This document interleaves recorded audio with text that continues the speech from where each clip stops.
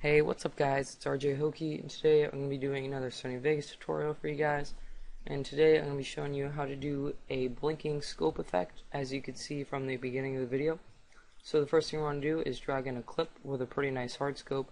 And I know that sounds kind of weird, but you can get something like this clip with my front hit, which is actually a triple on high rise. And for the tutorial's sake, I'm going to just delete the bottom track. And then you want to go in and disable resample on your clip.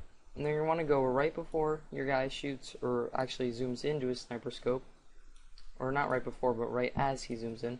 So for me, this is about here. You can add a little bit space, a little bit of space after he actually zooms in, just so that the flashing doesn't start right away. And then you can go ahead, and then you want to split it again right before he shoots his gun. So for me, that's right there. And then I'm going to want to click Event Pan / Crop and bring up my masking menu and go down and hit Mask and then check it. And then you're going to be doing either like 5 or 6 masks, and I'm just going to go through and show you guys how to do all of those. So for the first one, make a little box or polygon or whatever shape outside of your actual clip area. And this is just going to make it simpler so that you don't have to mess around with any of these path settings. And then you're going to want to move ahead a little bit. Now, for the tutorial's sake, I'm going to do all of the masks first, and then I'm going to space them out on the timeline, and I'm going to show you what I'm talking about at the end. So, and then you're going to want to mask out your little triangles on your scope. Now, for me, I'm going to go top left, top right, bottom right, and then bottom left. But you can do the triangles in any order. Now, I'm going to be masking this pretty quickly because I don't want to be here for a while. But if you want to make this look really nice, then you can spend a little bit more time on masking around these triangles. So I'm going to go through with the top one, and then I'm just going to come right back down to the bottom.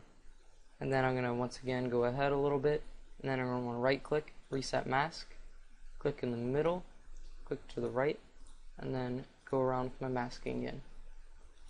Now this is pretty self-explanatory, the masking itself, so don't think I really need to commentate over this and tell you guys exactly how I'm clicking my mouse every half second or so. But so since I have nothing to talk about until I'm done masking this, I think I'm gonna go ahead and talk to you guys about my subscriber count. I recently just hit 25 subscribers, and really when I started out YouTube, my goal was to get thousands and thousands of subscribers, but I recently realized that was never gonna happen. And so I actually wanted to do gameplay commentaries, but I wasn't great at the gameplay. I don't think my commentating skills are that bad. It's kind of a little bit different doing tutorials than commentaries, but my commentating skills weren't that bad, but my gameplay skills were not the best, so I'm definitely not Xtraw's caliber or anything like that. But so after I realized I wasn't going to become famous after months and only a few subscribers, I started actually spending a lot of time on my videos and trying to make videos that were that I would want to watch if I was another YouTuber and watching someone else's videos.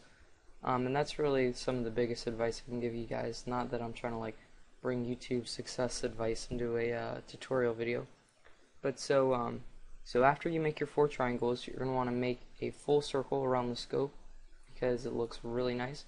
So once again, reset the mask, and then you can click on the top one now, the top little area, and then you're going to want to click on the right, and then click on your keyframe, and then as you can see here, now you can make a curved line and just play around with your mouse until you have it as a circle. Now the reason why I don't just do this for the little triangles themselves is because, as you can see here, when I click down here, it makes the another line, or another curved line, and that's actually a problem because you're going to want to go curved and then straight to a straight line. So really that doesn't work out well for the top one. And messing up here, Control Z is definitely your friend, and I want to get this even. You can play around with this for a while and just get it to where it looks nice. Then you're going to want to go here to your right one and mess around with this until it looks good. Right about there is good for me. and then there.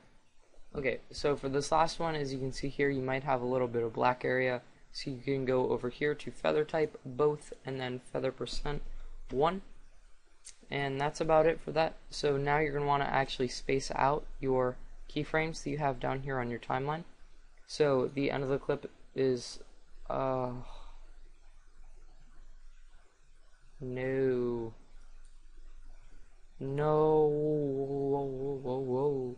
Alright, sorry guys, but luckily Vegas Pro 10 is a boss and saved my clip.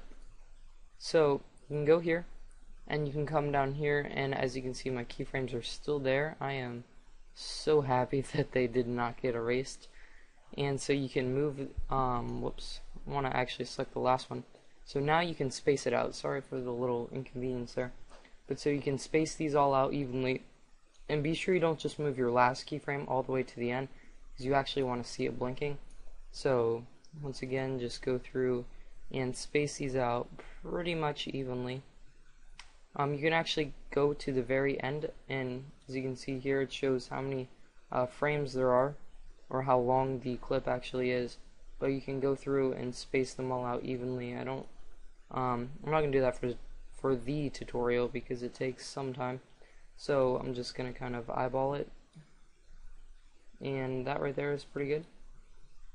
Okay, so at this point, what you're gonna want to do is you're gonna right click and copy your track, and then paste it in the top area, and then you're gonna want to go to your bottom track and click on the event pan crop button, and then as you can see all your masks, you're going to click on the first mask, and then you're going to want to hold control and click on each of the other masks that you made.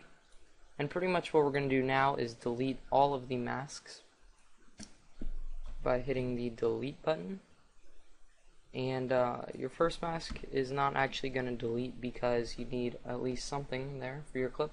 So pretty much now all the masks are on the top clip, as you can see right there.